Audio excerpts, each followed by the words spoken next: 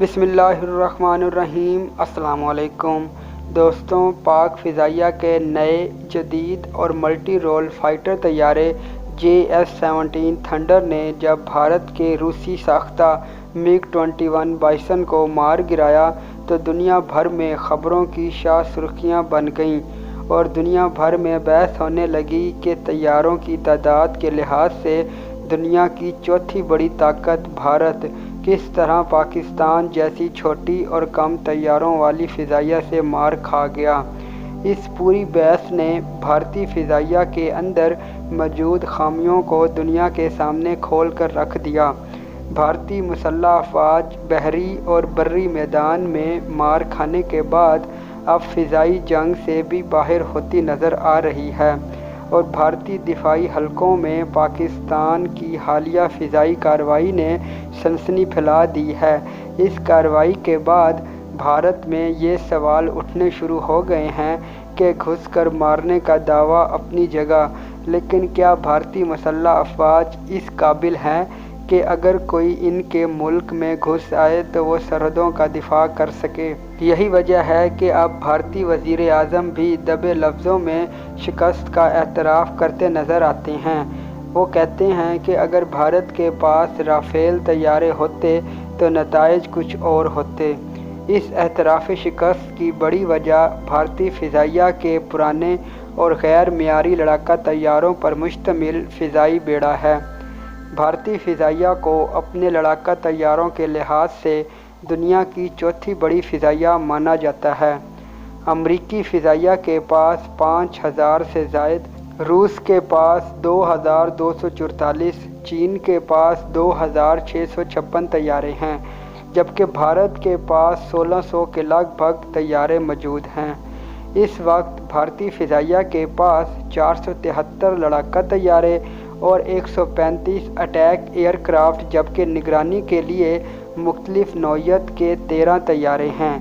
فضا میں ایندھن کی فراہمی کے لیے 6 فیول ٹینکر، 251 ٹرانسپورٹرز، 429 ہیلی کاپٹرز اور 429 ہی تربیتی طیارے ہیں۔ اس پوری فضائیہ کو سنبھالنے کے لیے بھارتی فضائیہ نے بڑی افرادی قوت کو بھرتی کیا ہے۔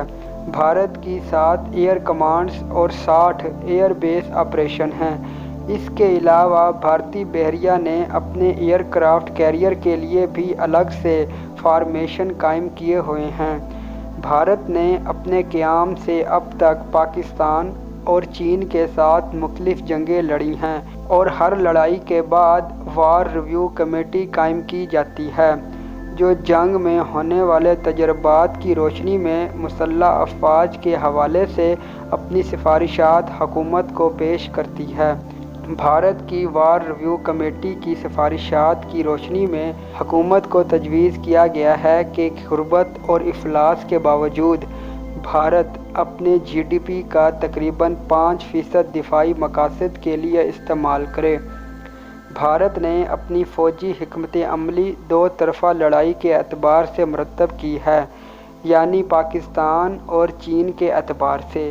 کمیٹی نے سفارش کی ہے کہ بھارت فضائی برتری کے لیے چین کے ایک طیارے کے مقابلے میں 3 اور پاکستان کے ایک طیارے کے مقابلے میں 2 لڑاکا طیاروں کا بیڑا تیار کرے، اور اس مقصد کے لیے بھارت کے پاس کم از کم لڑاکا طیاروں کے 45 اسکواڈرن ہونے چاہئیں، مگر بھارتی حکومت نے اب تک 42 اسکواڈرن کی منظوری دی ہے۔ بھارت میں فیصلہ سازی میں سست روی، کرپشن اور بدعنوانی کی وجہ سے بھارتی فضائیہ اپ گریڈ ہونے کی بجائے دن بدن سکڑتی جا رہی ہے۔ بھارت کے پاس اس وقت 32 اسکواڈرن موجود ہیں، جس میں سے صرف 31 اسکواڈرن مؤثر ہیں۔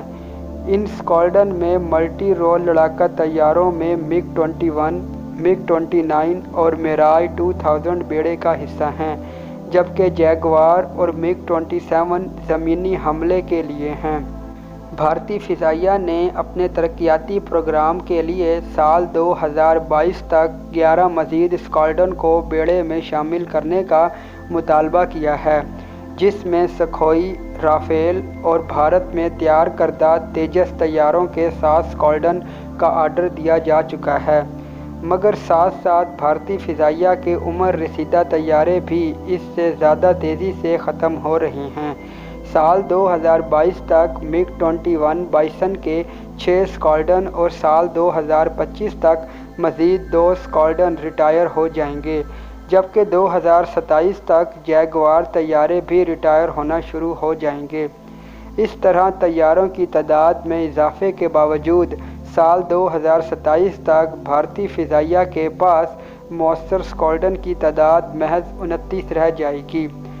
دوستوں، امید کرتا ہوں کہ آج کی یہ ویڈیو بھی آپ دوستوں کو پسند آئی ہوگی۔ اگر یہ ویڈیو پسند آئے تو ہمیں کمنٹ سیکشن میں اس ویڈیو کے متعلق ضرور بتائیے گا۔ نیز ہمارے چینل ڈیفینس رائٹر کو بھی ضرور سبسکرائب کیجیے گا۔ ملتے ہیں کسی نئی ویڈیو میں، تب تک کے لیے اللہ حافظ۔